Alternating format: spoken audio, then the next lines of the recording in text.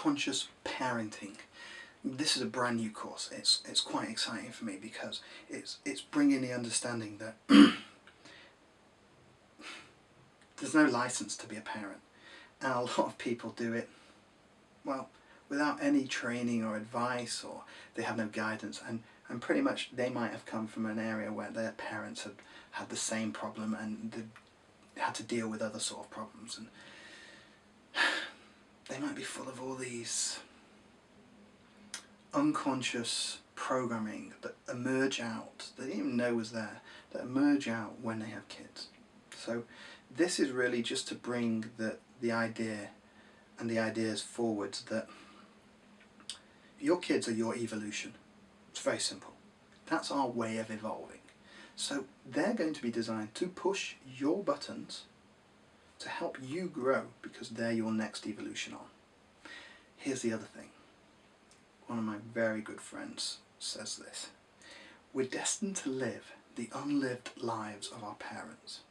What that basically means is any issue you as a parent are holding on to, you're literally going to pass it down to your kid, and it doesn't matter whether they're born already or not. There is a flow, an information flow through the quantum matrix, because you're entangled with your child. Whether you're a man or a woman, you're entangled. And understanding that you pass on issues that you've not lived. For example, if you've got a fear of something, or a fear of being abandoned, and you don't live it, you don't embrace it, you don't conjure it, you don't breathe it in, then you're going to pass it on to your child to deal with themselves. This idea that what kids don't see, they don't know, it's rubbish. They're completely integrated with your consciousness.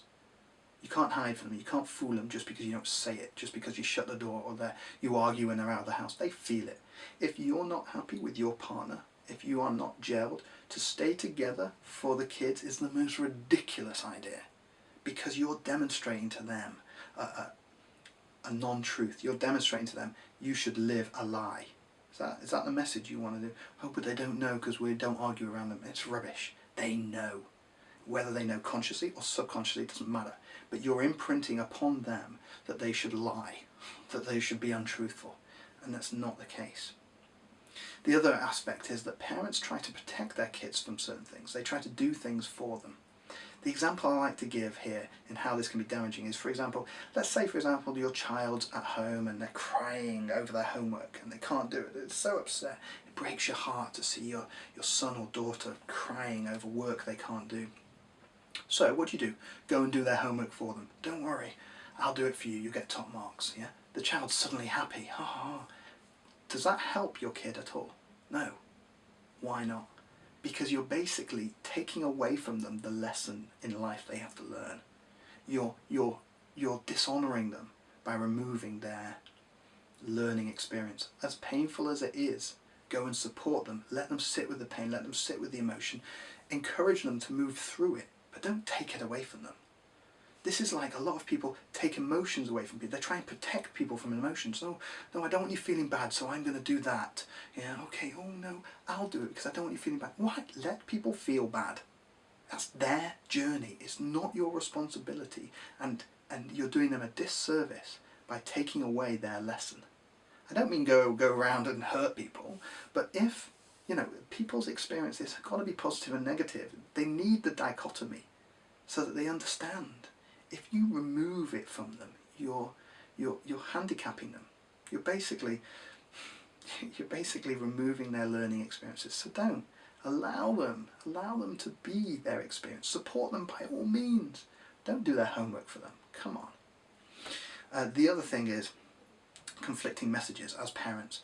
The worst thing you can do for a child is to smack them and then hug them. Oh darling, I'm sorry. Conflicting messages.